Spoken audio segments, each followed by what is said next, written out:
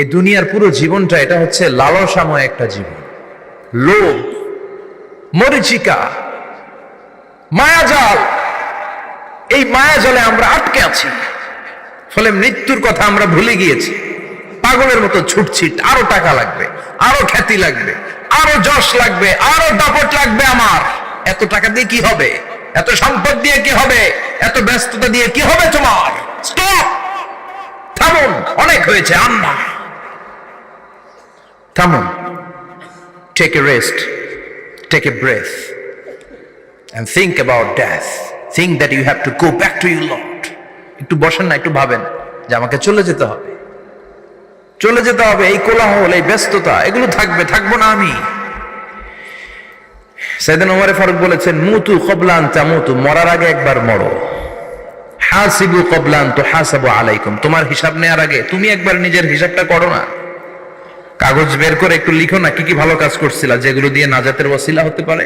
1 2 3, আর কি কি আকাম কুকাম করছো দেখো না, লিখে দেখো তোমার অবস্থাটা কি। মরার আগে একবার মরো।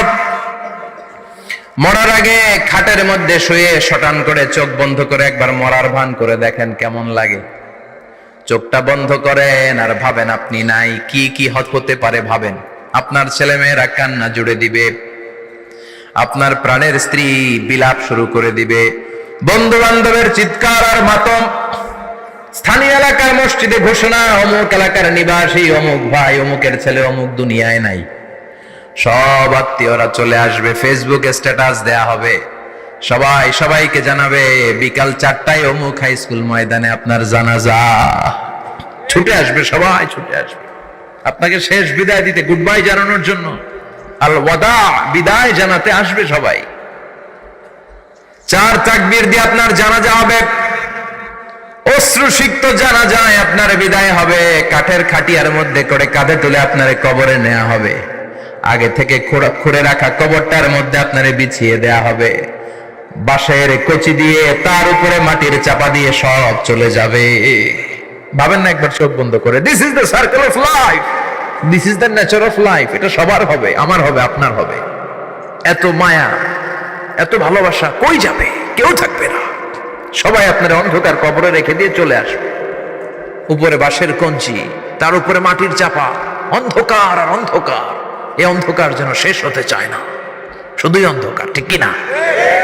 এজন্য আমাদের চলে যেতে হবে। দাদা গেল, চাচা গেল, মামা গেল, আমাদেরকেও যেতে হবে, জোরে কোন ঠিক কিনা? একদিন মাটির ভেতরে হবে ঘরে মন আমার, কেন বন্ধ দালান ঘর, প্রাণ পাখি উড়ে যাবে পিঞ্জর ছেড়ে।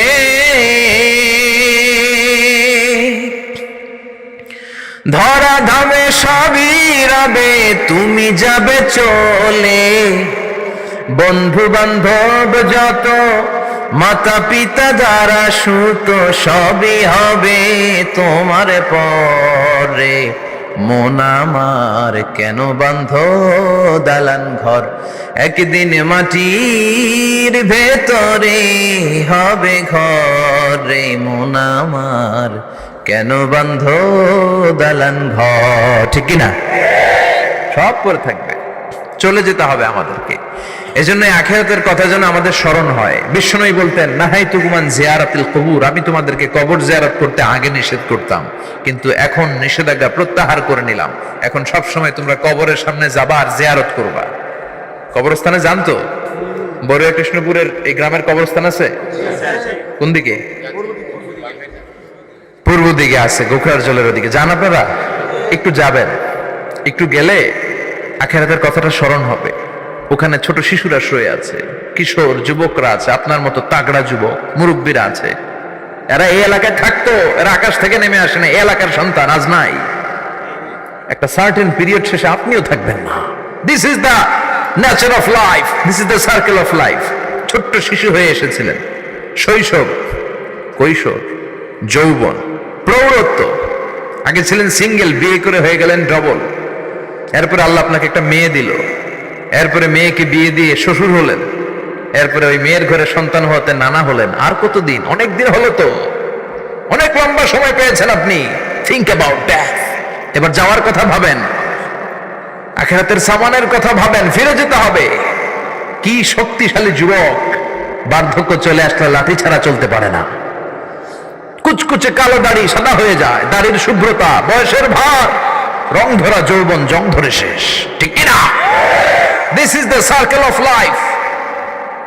যুবক ভাইরা, এটাই জীবন, চলে যেতে হবে, কেউ থাকতে পারবে না, ঠিক কিনা? এটা রিমাইন্ডার আল্লাহ এই সূরার ভেতরে দিয়েছেন যে তোমাদেরকে ফিরে যেতে হবে, এই লোভ লালসা ছেড়ে দাও। রব্বুল আলামিন বলেন, আলহাকুমুত তাকাসুর হাত্তা যুরতুমুল মাকাবির। ও গোলাম, দুনিয়ার সম্পদ, লোভ লালসা তোদেরকে পাগল বানিয়ে দিয়েছে। এই লোভ পাগলামি কোনোদিন তোদের থামবে না যতদিন না তোরা কবরে ঢুকবি, ঠিক কিনা? কার কথা? আল্লাহ বললেন, দুনিয়ার সম্পদ আর লোভ আর মোহে তোমরা গাফেল হয়ে গিয়েছো। আখিরাতের কথা বেমালুম তোমরা ভুলে গিয়েছো, কিন্তু আখিরাতে তোমাদের যেতেই হবে, কবরের বাড়িতে তোমাদের ঢুকতেই হবে, ঠিক কিনা? যেতেই হবে, আমরা ভুলে যাই।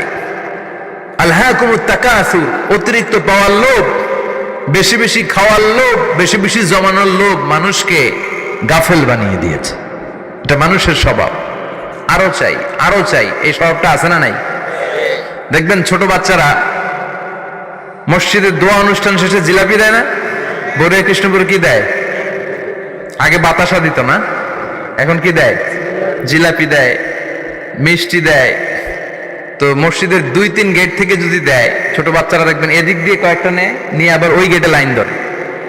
ওর হাত হলো ছোট হাত, ওর হাত ভর্তি জিলাপি, আর নেওয়ার জায়গা নেই, এরপর আরেক জায়গায় লাইন ধরছে, আরো লাগবে, আরো লাগবে, এই আরো আরো আরো চাই, এই স্বভাবটাই মানুষকে কুড়ে কুড়ে শেষ করে দিয়েছে।